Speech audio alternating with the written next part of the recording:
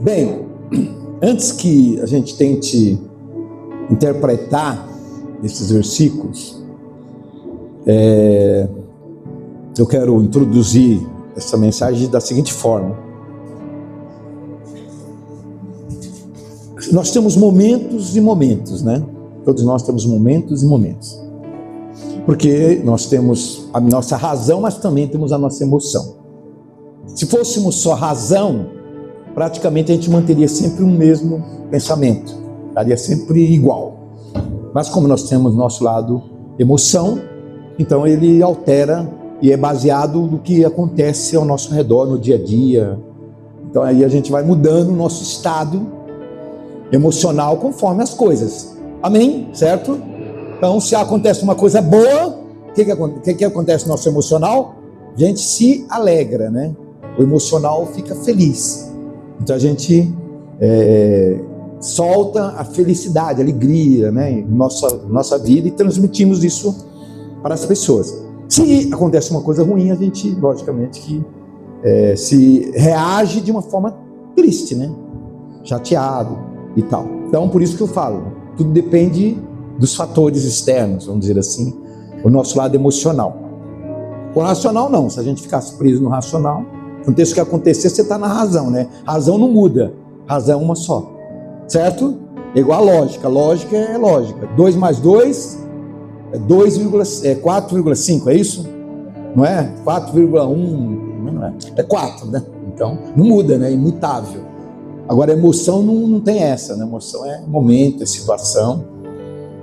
Talvez seja um grande desafio para nós termos o melhor controle possível das nossas emoções, tá? Não tem como controlar totalmente, não tem, mas a gente pode ir aprendendo a lidar com as emoções para que ela não nos leve a atitudes bruscas, a reações intempestivas, precipitadas, desesperadas, e aí onde a gente comete erros e falhas. E quando a gente for ver, o leite já está derramado, não dá mais para recolher ele, né? Então, por isso que é um desafio. Lidarmos e tentarmos ter um mínimo possível de controle das nossas emoções. Amém? Amém. Bem, diante disso que eu falei, existe uma coisa um sentimento que muitas vezes vem em nós. Eu creio que todo mundo passa por isso. Por dizer que não seria verdadeiro a gente afirmar que não. Por mais crente que sejamos, nós sempre passa para nossa cabeça uma coisa: sair da igreja, né? Nem que seja por um momento ali, tá meio nervoso, mas a gente acho que eu vou sair da igreja por algo que aconteceu, por uma situação, pelo que nós estamos passando. Então isso faz parte, né? Justamente pelo que eu falei, nossa emoção, porque se fosse a razão, jamais abrimos a boca para dizer isso, ou se não falarmos pela boca, mas também pensamos, né? A gente pode até não ter falado. A gente pode até não ter, ninguém vai poder provar que nós falamos, quero sair da igreja. E talvez se as pessoas perguntassem, você já pensou em sair da igreja? Não, eu não, imagina, né? Mas não sei se sempre é verdade dizer assim. Até porque a gente tem vergonha de falar, né? Eu pensei em sair da igreja. Certo, gente? É um conflito, né? Mas passa pela mente já sair da igreja. Então esse é um pensamento baseado num sentimento. Em algum momento a gente pode sentir isso ou pensar assim. Se for só sentir, ainda tudo bem, né? Passa rápido. Mas se sentir e ficar na mente, aí complica, né? Porque a gente acaba levando adiante, né? Agora, se só sentiu, às vezes passa, acabou, foi só um momento, um lapso. Então, isso acontece. Eu não vou perguntar aqui se aconteceu com você, né? Mas eu tenho certeza que acontece com todo mundo. É direito nosso. É direito nosso. Se for o caso, eu quero sair, vou sair. A igreja não pode te impedir, não pode te amarrar aqui dentro. E Deus também não vai te impedir. Tá? Foi nos dado desde o início o livre-arbítrio. Ninguém está aqui por pressão, por força, né? Por obrigação, por imposição, certo? Todo mundo está aqui voluntariamente. Louvado seja Deus. Então é nosso direito, mas só devemos lembrar, né, que toda decisão, toda escolha tem suas consequências. Isso é lei, né? Lei da vida, lei de tudo, para tudo. E também na vida espiritual, na parte religiosa também é lei. Nós podemos tomar essa decisão se acharmos por bem, mas temos que estar ciente que as consequências é nossas também, é de nossa responsabilidade arcar.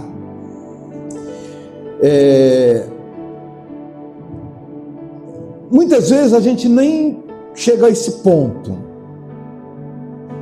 Muitas vezes a gente está insatisfeito dentro da igreja. Eu já classificaria alguém que não chegou ao ponto de estar pensando em sair da igreja ou decidido a sair, mas está desanimado, sabe? Né? Não falou ainda isso, mas muitas vezes se manifesta: não estou feliz, estou descontente. Esse é um primeiro estágio para depois chegar no outro estágio de querer sair da igreja. Começa muitas vezes por aí, né? Mais do que essas duas situações, ou de estar desanimado dentro da igreja e de estar pensando ou quase decidido a sair, tem o outro estágio mais grave, que é o de sair já saindo da presença de Deus. Certo? Então, são, como diz, sequência, está em sequência, né? Desanimar, pensar em sair e sair da presença de Deus. Muitas vezes, na maioria dos casos de quem fez isso, não pensou em nenhum momento, alguns sim, mas no geral, as pessoas, não, eu vou sair da igreja, mas não vou sair da presença de Deus. Imagina. A presença de Deus não. É isso que as pessoas normalmente falam. Tá. Se for possível ficar na presença de Deus fora da igreja, maravilha. Ótimo. Se for possível. Mas será que é? Será que é possível a gente continuar na presença de Deus? E na presença assim plena, né? Não é na presença mais ou menos ali naquela situação de dificuldade, de falta de intimidade. Eu estou falando de estar bem na presença de Deus, como está na igreja. Então, se fosse possível, tudo bem, mas eu acredito que seja muito difícil, né? Bem, são situações que nós todos podemos passar no dia a dia, das nossas vidas espirituais, né? E por que vem esses pensamentos às vezes? Por que será que vem esses pensamentos? Eu busquei aqui alguns motivos, tá? Que poderia ser possível. Tem diversos, né? Tem uns aqui que a gente nem vai conseguir lembrar. Mas vamos imaginar, para algumas pessoas, é o seguinte: eu não estou mais animado para estar na igreja, para ficar vindo para a igreja, porque a minha vida não melhora. Esse é um motivo que muitas vezes a gente ouve das pessoas. Mas não está melhorando nada, está tudo difícil, continua difícil. Não estou conseguindo solução para as coisas, então parece que não está valendo a pena vir para a igreja. Então, não estou vendo por que continuar. Amém? É um pensamento que muitas vezes vem nas pessoas, certo? Aí, a gente tem que lembrar de uma coisa. A palavra de Deus é ela que nos esclarece tudo. Não deixa a gente em confusão de nada em relação a como que funcionam as coisas na nossa vida cristã, certo? E a palavra de Deus é clara em dizer que no mundo tereis só vitória. Entendi? Beleza. Tudo vai dar certo, correto? Não é isso que está escrito? Não. No mundo tereis Falava para quem? Para os discípulos. Essa palavra não era para as pessoas que estavam no mundo, que se afastaram de Deus. Essa palavra foi para os discípulos que estavam na presença do Senhor. Então ele não nos enganou em dizer que seria tudo mil maravilhas servir a Deus. Daria tudo certo. Não foi isso que foi dito. Jesus deixou bem claro. Ele que falou essas palavras, não foi nem os apóstolos, porque nós temos livros que foram autoria dos apóstolos do Senhor. Lógico, inspirados por Deus. Mas para tirar qualquer dúvida, algumas palavras que nós pregamos e dizemos é aquelas que foram ditas pela boca do próprio Senhor Jesus. E foi Ele que disse: no mundo tereis. Então quem te garantiu que tudo ia dar certo assim, todo momento você estaria bem? Onde você tirou isso? Que por você estar na igreja, servindo a Deus, tudo tinha que estar dando certo. Então, já não bate o seu pensamento. Então, já estou derrubando, dentro desses argumentos, por terra, essa sua ideia de que está tudo ruim, então para que ficar na igreja? Estou querendo reverter o seu pensamento nessa noite. Amém, gente? Eu não sei quem está pensando assim. Eu estou aqui para pregar a palavra de Deus, que o Espírito Santo me concedeu. Vitor, essa mensagem, para te esclarecer, eu tinha ela já montada ontem pela manhã. Entendeu, né? O que eu estou falando? Tá bom? Ontem pela manhã, quer dizer que você entendeu o que eu estou falando. Então, gente, a minha vida não melhora, tem um monte de problema também, tal. Muita coisa que passou a dar certo, deu. Eu duvido alguém provar que depois que veio para a igreja, que veio para a presença de Deus, muitas coisas não melhoraram. Eu quero ver quem prova que não. E sabe qual é a prova que sim? Sabe qual é a prova que sim?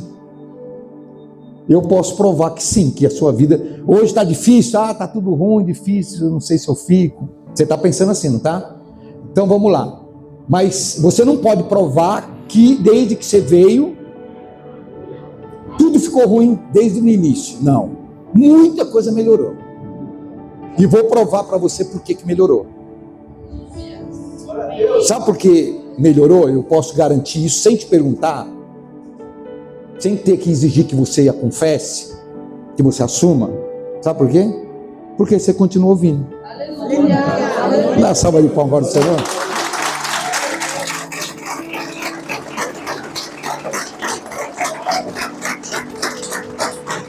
Forte, né?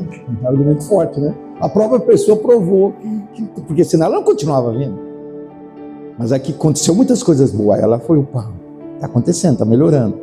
Só que quando dá algumas coisas difíceis, surge, aí ela esquece que melhorou e começa a reclamar. E começa a ficar com esse pensamento. Então são pensamentos, eu já falei aqui, né? O nosso adversário, ele tem acesso a nos influenciar nos pensamentos. Entenda bem, gente. Ele não é que ele tem controle sobre o nosso pensamento, mas ele pode nos induzir.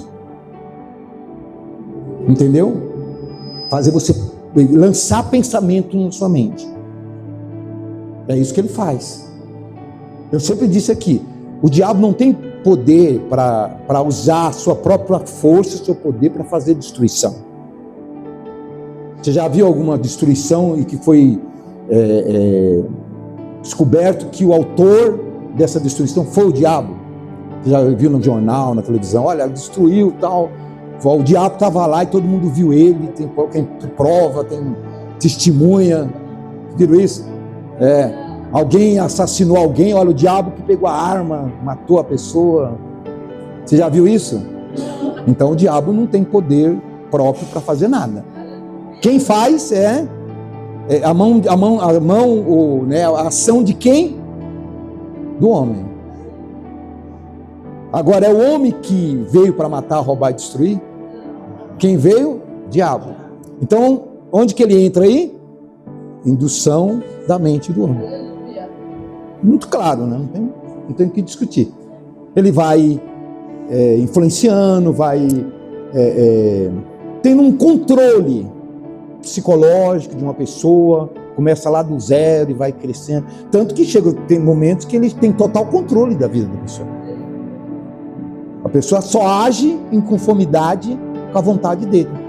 Pode ver, não é assim quando a gente vê uma pessoa má, uma pessoa assassina, destruidora, né?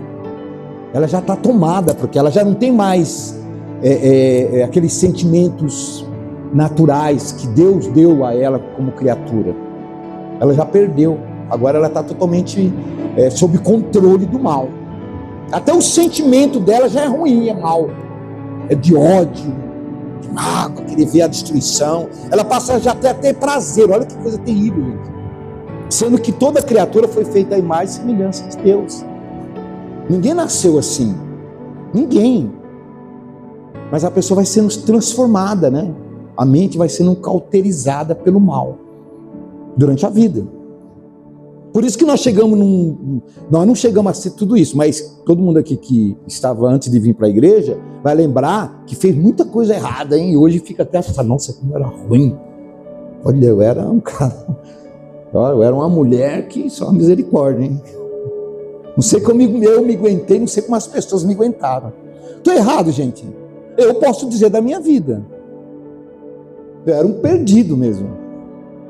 Lógico, tinha minhas qualidades, lógico, a gente também não perde tudo uma vez, mas o que eu fazia de errado era inaceitável. Então, gente, é isso aí, essa é a realidade da vida espiritual. Quando a gente começa a entender essas coisas, fica mais fácil.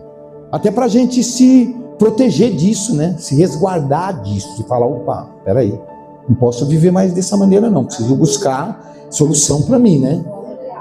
E só tem uma solução, foi dito aqui desde o começo do culto, está na presença de Deus. Ah, pastor, então eu não preciso estar na igreja, basta estar na presença de Deus. Dá para estar na presença de Deus sem estar na igreja? É uma pergunta, tem que ser resposta. Por mais que você tente, não, mas eu vou fazer minhas orações, eu vou buscar Deus. Vai dar para você ficar na presença de Deus sem estar na igreja? Como é que fica? Acho muito difícil. Se você conseguir, você me dá a receita. Aí eu também largo tudo e vou ficar na presença de Deus, abençoado por Deus. Não preciso ficar vindo para a igreja, responsabilidade, isso, né? Fala, tranquilo. Viver uma vida sossegada e na presença de Deus, sendo abençoado, em paz, tranquilo, minha família abençoada, tudo abençoado. Eu não quero perder nada, viu, gente? Ó, se alguém me der essa receita, tudo bem, eu até aceito, mas eu não quero perder nada do que eu tenho hoje. Certo? Então, se você já quiser me passar no final do culto aí o jeito para fazer isso, me passa, mas já fica ciente que eu não quero perder nada, porque senão eu prefiro ficar na igreja. Se você não me provar que eu vou continuar abençoado do jeito que eu sou, então não vai valer. Aí tá, né? É para cada um pensar. Tanto é essa questão de, minha vida está cheia de problemas. Então vamos lá. 2 Coríntios 7:10. É interessante essa mensagem, esse versículo. Ele vai nos esclarecer algumas coisas. 2 Coríntios 7:10. Porque a tristeza, segundo Deus, opera arrependimento para a salvação, da qual ninguém se arrepende, mas a tristeza do mundo opera a morte. Então vamos lá, vamos interpretar, vamos entender. A tristeza, o que é a tristeza? Está triste, está infeliz, está decepcionado, certo? Esse é o estado, não estava falando de estado emocional, de estado do espírito, certo? Então quando há tristeza em alguém, segundo Deus, ou seja, segundo a vontade de Deus, a permissão de Deus, o plano de Deus, que eu esteja triste naquele momento. Tudo bem? Entenderam o que está falando no primeiro versículo? É isso aí. A tristeza, porque vai haver. E aprovada por Deus na minha vida. Eu quero que o meu servo naquele momento esteja triste. Deus está de acordo com isso, e Deus até permitiu que fosse assim. É isso que está dizendo aqui, segundo Deus. Então nós vamos ter tristeza, mesmo estando na presença de Deus? Vamos ou não vamos? Baseado no que está escrito aqui. Então não vai ser só mil maravilhas, não vai ser só felicidade, vai ter momentos de tristeza, de que a gente não está feliz, está chateado, mesmo sendo crente, mesmo estando na igreja, mesmo louvando, mesmo pregando, o pastor também tem esses momentos, certo? Por quê? A palavra está dizendo isso, só que ela está deixando bem claro o que representa isso, né? Porque a tristeza, segundo Deus, faz o quê?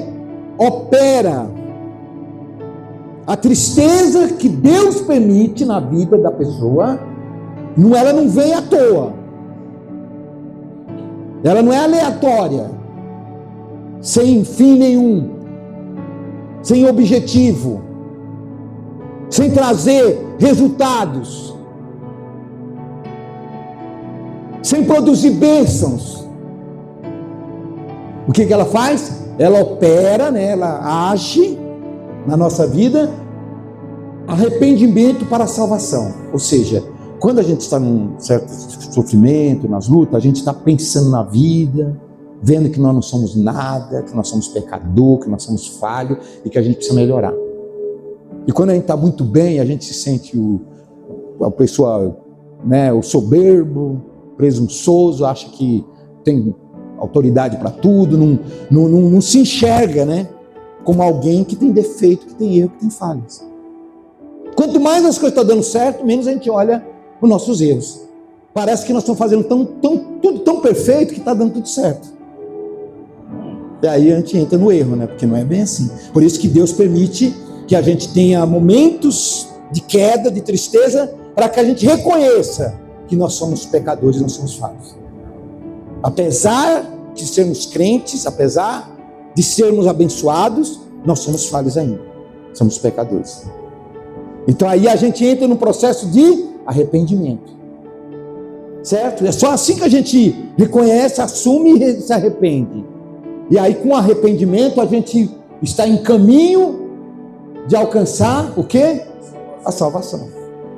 E se Deus largasse a gente só no bom e no melhor, a gente ia acabar perdendo a salvação. A gente não ia se humilhar, não ia reconhecer, não ia tentar mudar a nossa vida, não ia tentar, né, fazer com que as coisas fossem diferentes. Então tá aí, da qual ninguém se arrepende. Então quando a gente passa por lutas permitidas pelo Senhor, termina elas, esses momentos, a gente sai feliz. Olha que bênção, Deus me abençoou. Eu sofri, mas olha, a vitória veio. Olha, agora mudou, as coisas estão dando certo. Eu venci. Apesar do sofrimento, apesar daquele tempo difícil, mas deu tudo certo agora, valeu a pena. Então a pessoa não se arrepende de ter passado por aquilo. Já pensou não se arrepender de ter sofrido? Quem que não se arrepende de sofrimento? Ninguém que quer passar o sofrimento vai falar, foi bom passar o sofrimento. Ninguém vai falar isso. Mas quando a gente entende em Deus, com as coisas de Deus, a gente acaba reconhecendo que foi bom para nós.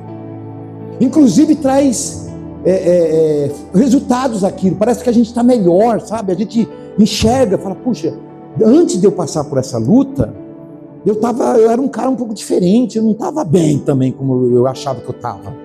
Depois que eu passei por essa luta, parece que agora está uma paz maior dentro de mim. Eu me humilhei, a situação se resolveu e eu estou melhor. Vocês já tiveram a experiência, gente? Você fica melhor. E além do que, você experimentou a bênção de Deus, o resultado de Deus na sua vida. E isso também dá ânimo. O que nos faz ter mais força para continuar são as experiências boas e positivas que a gente tem com o Senhor durante a nossa vida. Não é assim? Como eu falei, você está doente, uma doença e tal, aí de repente você viu que estava difícil, será que vai acontecer comigo por causa dessa doença e tal? De repente você busca a Deus, ora e tal, daqui a pouco você vê o resultado, você está curado. Eu te pergunto, você não sai muito mais feliz do que antes de ter a doença? Porque a experiência de ser curado é maravilhosa. Então você sai melhor. Por isso que está dito isso, né? A gente acaba nem se arrependendo de ter passado o que passou, até porque já passou também, né? Aí se alguém perguntar, você quer passar de novo? Não, isso não. Tá certo, também não vou querer passar de novo. Mas dizer que não foi positivo? Foi, passou, agora eu estou melhor. Eu estou ganhando mais, veio melhores resultados para mim. Então, gente, isso quer dizer que às vezes o que a gente passa na presença de Deus, de momentos difíceis, não quer dizer que é ruim. Não quer dizer que Deus nos abandonou. Não quer dizer que não está dando certo a nossa fé. Sabe entender isso. Espera, tem paciência. Você também, com um momento difícil, você se torna uma pessoa que busca mais a Deus. Você ora mais, você clama mais, você chora mais. Senhor, a minha situação, né? E quando você está bem, você faz isso? Você se derrama diante de Deus, quando está tudo bem na sua vida, você se derrama de choro. Senhor, obrigado, porque eu estou bem, está tudo bem. Você faz isso? Você tem dificuldade até de ajoelhar para orar. Mas às vezes você vai chorar, né? Quando a gente chora, é um momento mais agradável a Deus, na oração, no clamor. E quando está tudo bem, a gente vai conseguir chorar, gente? Não dá. O choro da tristeza, o choro ali da necessidade, né? Do clamor, só vem na hora da dificuldade. Então, é necessário que a gente passe por dificuldade. Não sei se você foi convencido disso, mas tá aí os argumentos. Glória a Deus, certo? Eu nem vou dizer, né, que a tristeza do mundo é dura, né? Porque nós só falamos, a tristeza segundo Deus, conforme a vontade de Deus, sob o controle dele, na medida dele, na medida que a gente pode suportar. Agora, quando você está no mundo e acontecem as coisas, elas podem vir de qualquer jeito, gente. Pode cair um míssil na sua cabeça, você não esperava. E é só sofrimento. E você não aprende nada, viu? Algumas pessoas até conseguem reconhecer, poxa, a minha situação agora piorou porque eu também estou fazendo as coisas erradas e agora acabou acontecendo isso. A gente até reconhece uma parte, e nem todo mundo, mas normalmente revolta mais a gente, entendeu? Normalmente revolta mais a gente quando a gente está no mundo. As coisas não dão certo, a gente fica mais revoltado com tudo, com as pessoas, tá vendo? Assim, minha mãe, meu pai, que não me deram o que eu queria, e quantas pessoas acabam crescendo, culpando as pessoas, né? Então, por isso que ele diz que a tristeza que vem conforme a vida no mundo traz sofrimento. Quando fala de morte aqui, não necessariamente é a morte física, mas é a questão daquela coisa que eu falei, a morte espiritual, a morte de estar sofrendo, de não estar aprendendo nada. Aliás, está aprendendo sim, está aprendendo a ser pior. Quer um exemplo? As pessoas que cometem crime, que vão para a cadeia, elas ficam melhor lá? Saem pior do que era antes. Tá vendo? Esse é o exemplo, claro, de que a tristeza do mundo não traz benefício nenhum. Mas a tristeza, segundo Deus, traz. Nos transforma em pessoas melhores, sabe? Pessoas do bem, de verdade, né?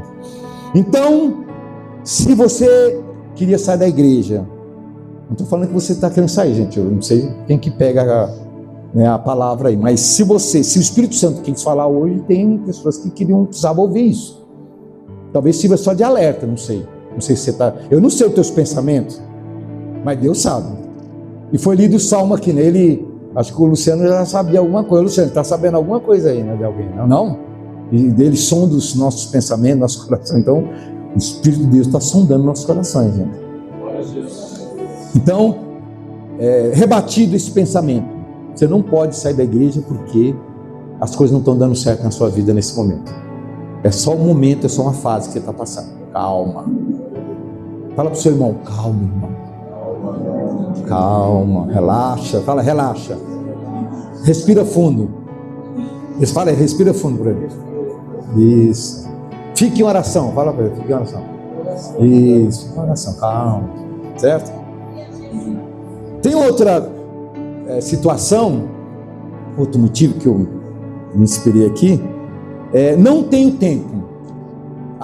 Minha vida é corrida, eu tenho que trabalhar, vou para lá, vou para cá, tenho responsabilidade disso, daquilo, aí não está dando para ir para a igreja. Não, aqui nunca falaram isso. Aqui tem uma igreja aqui embaixo? Não tem, não. Acho que falaram que lá o pessoal fala isso, não dá para vir para a igreja, pastor, porque eu só trabalho, estou correndo, não dá tempo, e quando eu chego, já chego cansado, aí não vem. Né? Você entende, né, pastor? Ô pastor, pelo amor de Deus, né? Você tem que entender. Poxa, o que você acha? Eu vou vir cansado para a igreja, pastor? Dá licença. Deus não é assim, hein? Não, e é verdade. Só que aqui na Essência da Graça, não, aqui ninguém fala isso. É só na igreja lá de baixo, né? Eu nem sei se tem igreja lá embaixo, mas... que não tem ninguém que fala isso. Eu nunca ouvi isso aqui dentro. Será mesmo? Será? Não tenho tempo.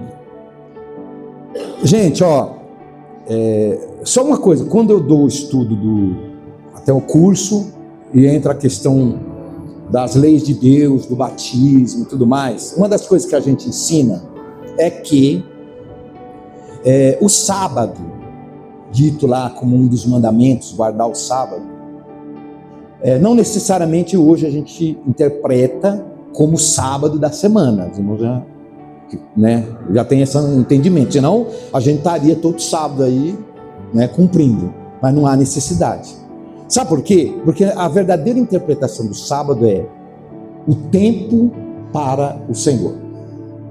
Esse foi o motivo de Deus ter criado lá para Israel esse dia, senão o povo ficar só trabalhando, plantando, colhendo, porque todos são iguais, ninguém muda. Não, vamos aumentar mais nossa colheita, encher os celeiros de sacos de milho, disso, né? Não é assim? Lá no norte era assim, trabalhava, só vinha para dormir, acordava cedo, é assim. E a gente aqui na vida é assim, quando tem que trabalhar, corre para lá, eu tenho que correr atrás, ninguém vai pagar meu aluguel, quem que vai, né? E a gente às vezes está nesse ritmo, aí não tem tempo para mais nada, tempo é só para trabalhar. Bem, há uma lei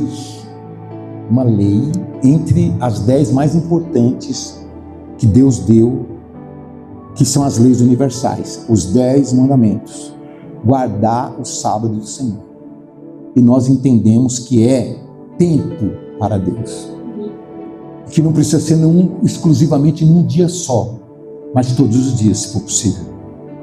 Então toda vez que você ora, que você lê a palavra de Deus, que você está ouvindo louvores, que você está num culto, que você está num círculo de oração, que você participa de um ensaio na igreja, que tudo é para o Senhor, tudo é tempo para o Senhor, gente. Amém? Esse é o sábado que você oferece ao Senhor. Hoje aqui nós estamos oferecendo o sábado do Senhor, de estar aqui. Podíamos estar fazendo 1000 coisas para a nossa vida pessoal, mas nós estamos aqui para adorar, para louvar, para engrandecer, para ouvir a palavra, para ver os irmãos, né? Isso é tempo para Deus. Você está dispondo de tempo para Deus. Então você está investindo a sua vida no reino de Deus. Tem muito valor isso, gente. Quanto mais você faz, mais acúmulo você tem de presença de Deus, de estar cumprindo a sua vontade. Automaticamente você passa a ficar mais merecedor das bênçãos do Senhor, porque é proporcional, né? Quanto mais a gente busca, mais a gente encontra. 1 Coríntios 15, 58. Portanto, meus amados irmãos, sede firmes e constantes na obra do Senhor, porque o vosso trabalho não é vão no Senhor. Vamos aplaudir a Ele.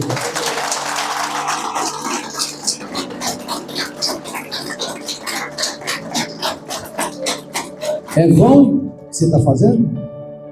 É só um tempo qualquer? Fica esquecido esse tempo? Não, ele é um depósito no banco do céu em relação à sua conta diante de Deus. E não tem como ser apagado tudo aquilo que você faz. Tudo que a gente fazemos para o Senhor está registrado. Ninguém pode apagar.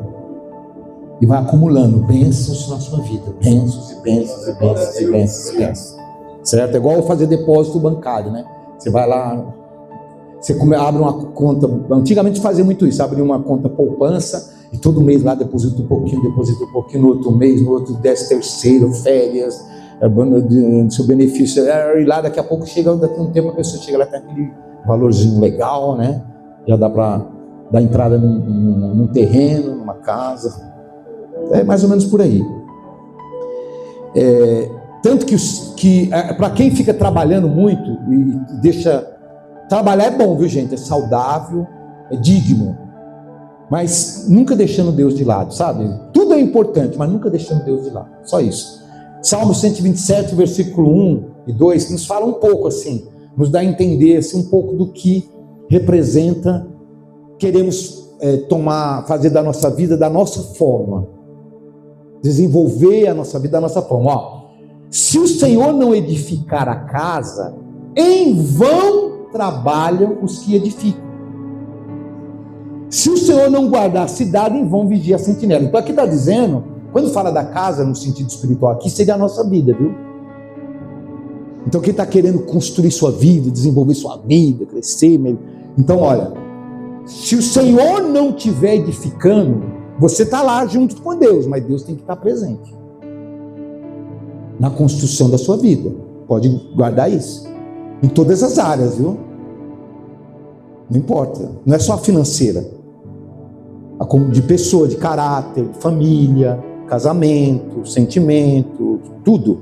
A construção da sua vida depende de estar Deus presente.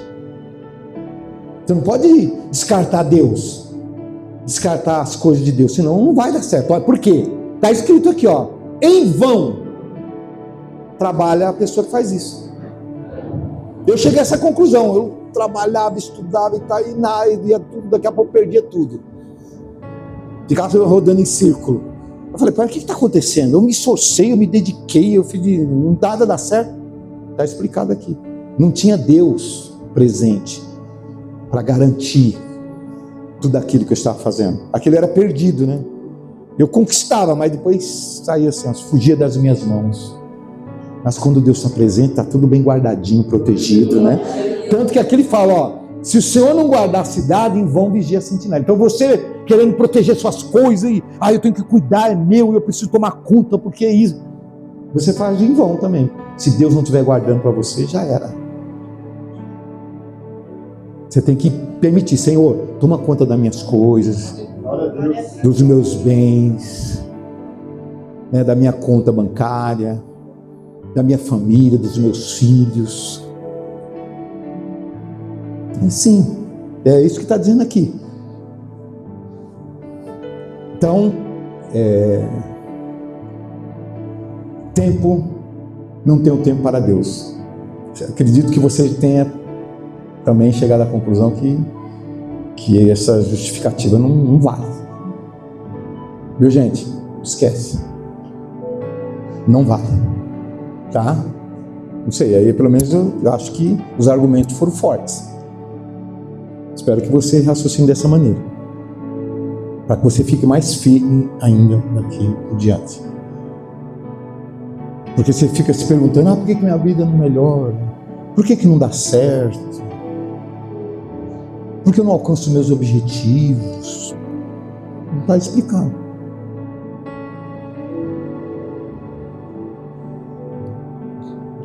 Às vezes a pessoa está com mágoa de alguém, às vezes dentro da igreja. De repente aconteceu algum conflito, né? Bem, aqui não, aqui na Ciência da Graça não tem nada disso. Não. Aqui nunca vi ninguém olhar feio para ninguém ter alguma discussão por isso, por aqui. Imagina, isso aí é só na igreja. Você não sabe o nome da igreja lá de baixo, não? Eu queria saber para mim. Quando eu mandar o pastor me pregar aqui, ele vai poder até explicar melhor como que funciona, porque a gente nem sabe, né, o que é isso, né? Pastor, como que funciona isso? Porque a gente não conhece essa história. Né? Você imagina ter mágoa do irmão, né? Porque aconteceu algo e a pessoa... Por que a pessoa fica com a mágoa? Aquilo não já passou? Ficou no passado, não ficou? Mas por que a pessoa guarda a mágoa?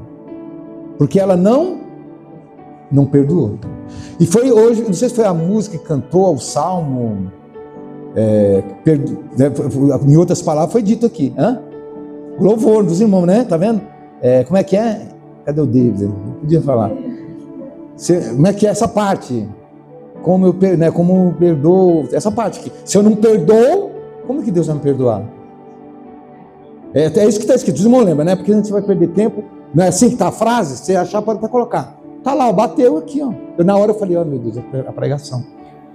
Se o próprio o Pai Nosso, perdoai nossas ofensas, assim como nós temos perdoado a quem nos tem ofendido. Mas a pessoa não vai pedir perdão para mim, pastor, como é que eu vou perdoar? Mas é isso que a palavra está falando? Está escrito assim, quando a pessoa vir pedir perdão para você, se humilhar para você, você perdoa ela, viu? É assim? Está dizendo para perdoar, liberar perdão, gente. Liberar perdão, a pessoa pode continuar te atacando. Você está liberando perdão. O perdoar é seu, não é o dela. Cabe a ela preocupar com a vida dela. Se ela não mudar também, a situação vai apertar para o lado de lá. Mais do que o seu lado, com certeza. Então, se isenta desse mal. Sai fora da situação, deixa a pessoa sozinha lá. Continua perdoando, liberando perdão para ela. Esquece o que aconteceu, tenta tratar bem, né? Cumprimentar, pedir a Deus, Senhor, tire do meu coração, não aceito nenhum sentimento contra aquela pessoa. E mais, né? É irmão e é irmã, ainda pior, né? O pecado de não perdoar é pior, a mágoa é pior, tem muito mais gravidade, porque você está tendo mágoa do seu próprio irmão, da sua própria irmã. E a Bíblia inteira condena isso. Então, gente, temos que se cuidar. Às vezes é aqui dentro. A gente até por fora disfarça, né? Oi, meu Pai do Senhor, que tal? Vai lá dentro, né? Aí não adianta. Porque o Luciano falou aqui, eu não sei se o Luciano estava certo, ele falou que Deus sonda nosso coração. E quem é o juiz? Não é o nosso irmão, é Deus. Então ele sabe que é mentira, que é falsidade da sua parte, ficar abraçando e tal, e tá com mágoa da pessoa. É sério, gente, o negócio pega, hein? Às vezes a pessoa discorda do trabalho que está sendo feito. Eu acho que devia ser feito daquela forma, não dessa, daquela. Não é assim? Tem gente que... tem caso, não é aqui na Essência da Graça, só na igreja lá embaixo, tá? Aqui não, mas tem gente lá embaixo que fica assim, mas deveria ser assim, ou deveria ser assado, ou deveria ser fulano que devia estar cantando, que devia estar fazendo isso. Não podia ser fulano. Esse é o seu pensamento, é o seu, não é dos outros. Quem te falou que todo mundo concorda com você? E se nós fosse fazer uma pesquisa e a maioria falasse que não é igual você pensa, você aceitaria? Então, gente, tem que tomar muito cuidado, é a opinião sua. Eu nem que parar com esse negócio, a nossa opinião é que vale. O resto está todo mundo errado. O que eu penso, quem concordar comigo está certo, quem não concordar está errado. Não existe isso. Até por esse motivo você não pode fazer esse tipo de julgamento, né? De ficar chateado com o trabalho da igreja porque você não concorda. Então é só você que está aqui dentro? Você é a única pessoa que está aqui que tem que se agradar ou não? O trabalho é feito para você, ó. Se fulano está aqui, deixa sozinho ela sentada aqui. Tá bom o trabalho? Você quer que mude alguma coisa? A gente vai ter que ficar perguntando para essa pessoa. Então, gente, tem que parar com isso. Deixa o trabalho fluir. Deus sabe por quê, né? As pessoas que resolveram têm autoridade dada por Deus para isso. O dia que eu tiver uma autoridade, de repente eu posso fazer alguma coisa. Quando eu tiver autoridade, vai ser legalidade. Porque às vezes a gente recebe autoridade, né? Eu sou pastor, eu tenho certas autoridades. Por mais que ninguém concorde, se eu achar que tem que ser daquele jeito, eu achar que é melhor, para isso eu oro muito a Deus. Muitas vezes pode acontecer da gente ter que tomar uma decisão que desagrada a todo mundo. Mas pela capacidade, pela experiência, pela visão, pode ser que tenha que ser daquele jeito e as pessoas não estão percebendo o risco que é se for diferente. Eu já me encontrei com essas situações, sabia? De tomar uma decisão e falar, não, eu vou ter que tomar sozinho, não adianta. Seria muito bom que todo mundo me apoiasse, mas... Às vezes até a minha família, eu falei, olha, eu não vou nem perguntar, porque não sei se você está certo. Né, Hilda? Olha, Hilda. Muitas vezes eu tomei unilateralmente, não, deixa eu tomar, né? Se cair o negócio, cai para cima de mim, paga o preço. Você vê que é pior, né? A responsabilidade é muito maior, porque se não der certo, e aí? Mas a gente busca, tem a direção. Então, Deus capacita todos nós e nos coloca no lugar certo. Colocou você lá, aí amém. Agora você tem sua legalidade para... Então, gente, enquanto os outros obedecem. Porque a palavra de Deus diz o que é melhor do que... A obediência, qual é mais importante? A minha oração ou a minha obediência? Obediência. Apesar da oração ser tão valiosa, tão importante, mas não esquece, viu? Não esquece. Porque a desobediência derrubou o homem lá no Jardim do Éden. Tá vendo? Lembra disso? A desobediência derrubou o homem no Jardim do Éden. No comecinho, lá no início, estava tudo bem, desobedeceu, quebrou tudo. E nós estamos pagando até hoje. Entendeu? Então, antes de qualquer reclamação, questionamento, eu falei aqui semana passada que a rebelião, em 1 Samuel, capítulo 15, versículo 23, diz assim, que a rebelião é como o pecado de... Ninguém lembra, né? Então põe lá. 1 Samuel 15, 23, eu acho. Foi dito para o rei Saul que desobedeceu. Era rei, poderoso, mas foi dito para ele porque ele infringiu o direito do sacerdote, quis cumprir, fazer o ato do sacrifício. Não era para ele fazer. Olha como é perigoso Deus determinar uma pessoa a fazer tal coisa e a outra quer atropelar e quer fazer no lugar dela. E é a obra de Deus. A pessoa, não, vou fazer a obra de Deus. Fulano não está aqui, não quer fazer, então eu vou fazer. O rei, o Samuel, que era o sacerdote, ele demorou um pouco para chegar. E o povo ficou, Saul, vamos fazer logo sacrifício, porque nós temos que ir para a guerra, nós temos que enfrentar a situação. Ele está demorando, ele atrasou, não sei o quê. Aí foi lá o Saul, que era o rei, quis lá fazer o sacrifício, oferta ao Senhor. Achou que estava fazendo certo, né? O sacerdote não veio, problema dele, agora eu vou fazer, porque é obra de Deus. Até a obra de Deus a gente às vezes quer fazer, e não é para nós fazer. Nem sempre existe o direito como diz, a ordem de Deus para as coisas. Ó. E aí diz, porque a rebelião é como o pecado de feitiçaria. Então, rebelião, se rebelar, querer ir contra as coisas, a autoridade, o que está determinado por tudo, sabe? Chama-se rebelião. E ela é como o pecado de feitiçaria. É sério, hein? Não é a minha autoria aqui, viu? Não é meu livro, não. Aqui é o livro de Deus. Não foi eu que escrevi. Então eu não concordo, então eu vou sair da igreja. E agora? Não é melhor você baixar a bola, ficar quietinho, deixa Deus trabalhar, né? Vou orar a Deus. Se você tiver razão, Deus vai mudar tudo. Você pode esperar, te garanto. Se for de Deus, começa a orar, Senhor, eu quero que mude aquilo, eu quero o bem da tua obra. Às vezes os irmãos não estão enxergando, o pastor também não está vendo. Ora a Deus, cai de joelho. Se não tiver bom, se Deus mesmo estiver de acordo com você, na hora ali, você não vai precisar falar nada, você vai ver que a mudança vai vir. Porque Deus é o maior interessado que a obra vá bem, que dê certo. Não precisa você dizer que está errado. Desculpa, gente, não é aqui na Essência Sagrada, desculpa, é o pessoal lá da... É que eu estou pregando hoje aqui, né? Estou até com vergonha aqui, constrangido.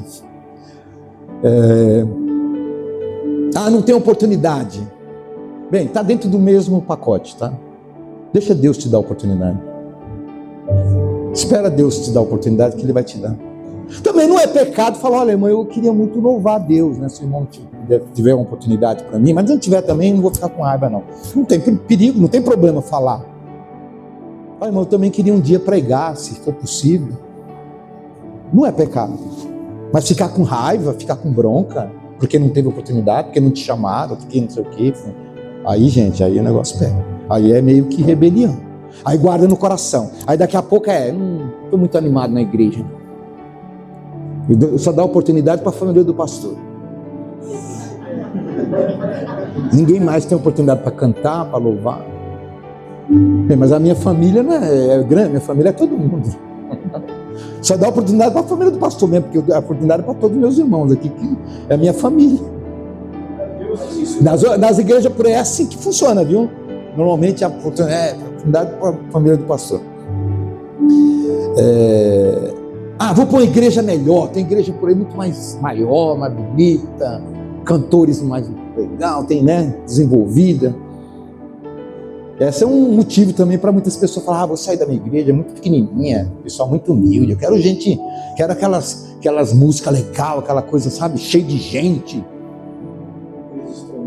Os instrumentos, né, tal, fulano, o pregador que está na mídia, que aparece na televisão, pastor fulano de tal. Tem gente que às vezes está pensando assim, quer sair da sua igreja para buscar esses lugares. A irmã Marina disse que foi numa igreja, desculpa pegar esse exemplo, foi numa igreja grande, tá, ela estava visitando, aí ela olhou, não sei se foi isso que você falou, né? Falou, irmão, eu não quero ser mais um na multidão, né? Eu quero me envolver e participar das coisas de Deus, né? Ir para lá é ser mais um no meio daquela multidão. E até que ponto as coisas estão sendo feitas da maneira que agrada a Deus lá, eu te pergunto. Mas eu não vou entrar muito nesse mérito, você faz sua análise, só observar bem, porque o que tem valor não é a aparência, não é a quantidade, tá? O que tem valor muitas vezes está na humildade, na simplicidade, e que faz a diferença na vida das pessoas, né? Então a gente tem que parar para pensar. Gente, quando a gente sai da igreja, nós estamos abandonando os irmãos que a gente conhecia, o pastor, certo? Beleza, é isso aí. Então, fazer o quê, né? A gente encontra outro pastor, outros irmãos e segue a vida, certo? Ou não. Quando a gente está saindo, a gente está abandonando quem? Bem, vamos dar uma olhada aqui. Em Malaquias 3, versículo 10, até na questão do dízimo, mas não vou falar do dízimo. Calma, não vou falar do dízimo hoje. Calma, relaxa. Malaquias 3. Trazei todos os dízimos à casa, para que haja mantimento na minha casa. A igreja é a casa do pastor Edson, certo? Aqui é a casa de quem? A casa de Deus, gente. Quando você sai da igreja, você está abandonando o pastor e os irmãos? Primeiro você está abandonando Deus, não se esquece, hein? Você está negando a casa de Deus. Você está abrindo mão da casa de Deus, porque aqui é a casa de Deus. Não esquece disso. Porque a gente às vezes mistura as coisas. Acho que eu parei de ir na igreja do pastor Edson. Isso é uma expressão absurdamente errada a falar. Do pastor fulano de tal. Aqui é a casa do Senhor. Então, como Isaías 56, 7. Isaías 56, 7.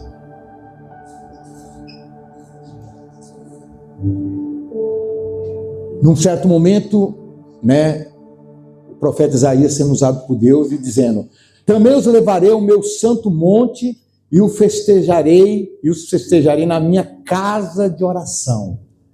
Os seus holocaustos, os seus sacrifícios serão aceitos no meu altar, porque a minha casa será chamada casa de oração para todos os povos.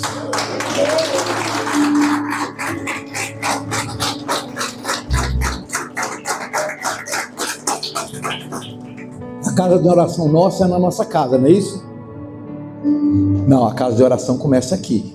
E também na nossa casa também tem que ser, né? Mas aqui é a casa de oração para todos os povos, né? Então é a casa do Senhor. Então, para que a gente assuma essa responsabilidade de entender que sair de uma igreja é uma coisa muito séria, gente. Abandonar um propósito de Deus, né, na sua vida. Porque quem iniciou esse propósito foi Deus. Foi Deus que te trouxe aqui. Não foi por sua própria vontade. Nós já falamos sobre isso. Não foi vós que escolhestes a mim, eu vos escolhi a vós. Então a gente tem que ter responsabilidade com a própria palavra de entender o que está acontecendo.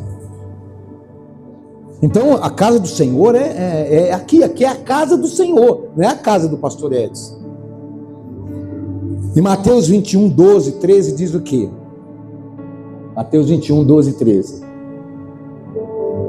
Jesus, né, ficou indignado com o que estavam fazendo lá na casa do Senhor. Ela é tão invaliosa, tão importante para Deus, que o próprio Jesus podia estar passando direto lá. Problema deles aí. Mas Jesus parou e fez o quê?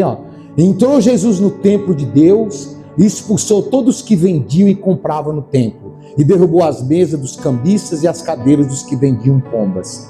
E disse, está escrito, a minha casa será chamada casa de oração, mas vós a tendes convertido em covil de ladrões. Então estavam, praticando coisas ali desagradáveis a Deus dentro da casa dele. E o próprio Jesus foi mostrar lá a indignação que ele tinha por aquelas pessoas estarem fazendo isso lá naquele tempo.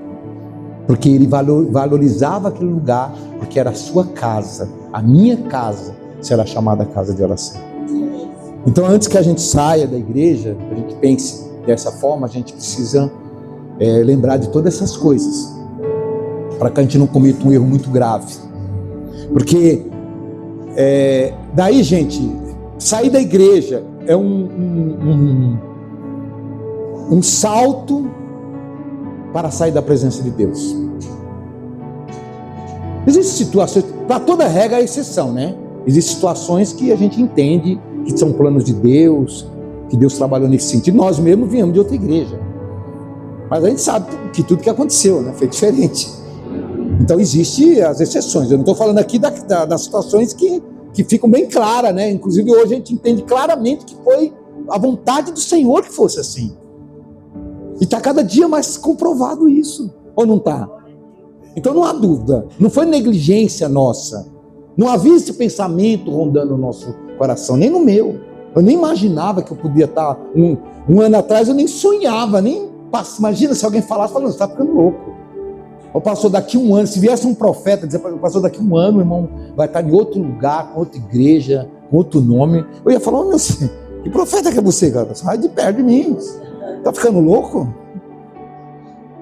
Eu estou aqui há 24 anos aqui, estou reformando a igreja. Como que eu vou sair daqui sem? Dá risada da cara dele, tá vendo? Aí é diferente, né? Não foi planejado, não havia. Me contaminei a sair da igreja. Simplesmente aconteceu coisas que Deus sabe por quê e que nos trouxe até aqui, né? E hoje nós estamos vendo os frutos de tudo isso, né? Louvado seja Deus. Mas essa questão individual, gente, é perigosa. A gente tem que parar e pensar direitinho. E sair da igreja é quase estar dando um salto para o mundo, viu? É quase querendo pisar no mundo. Já está tudo pronto lá para você, né? Não tem fundo, sabia? Aqui na igreja você está pisando. Olha, é interessante essa ilustração. Ó. Aqui você está pisando, você está até pertinho aqui, mas você ainda está em terra firme, né? Estou perto de cair, né? Está chateado com o trabalho, com o irmão, não sei o quê, mas está aqui. Agora, se você der um pisar aqui, aí já é. Aí pode cair no mundo, porque você estará desobedecendo a Deus, e Deus não vai ter a obrigação de estar abençoando você fora da sua presença, fora dos seus planos, fora da sua vontade. Porque Deus tem uma vontade para nós e a gente tem que se render a Ele. Foi falado hoje aqui sobre rendição, não foi? O que é render? O que é se render? Se entregar. Quando alguém cometeu um crime e se rende à polícia, à justiça, o que ele foi lá? Olha, eu cometi tal crime, estou aqui para me entregar. Aquela pessoa abriu mão de todos os seus direitos, suas vontades. Agora ela está na mão da justiça. O que for para ser feito com ela, ela está disposta a se submeter. Então, rendição a Deus é isso, viu, gente? A gente acha até bonito essas palavras, né? Se render ao Senhor, se entregar ao Senhor. Todo mundo glorifica a Deus. Mas e quando chega a hora de você fazer isso, você faz? De verdade, abrindo mão de tudo, incondicionalmente, sem justificativa, não importa o que esteja acontecendo ao redor, estou aqui para me entregar sempre. Estou aqui para me entregar de verdade. Se você entender isso, fica tudo mais fácil.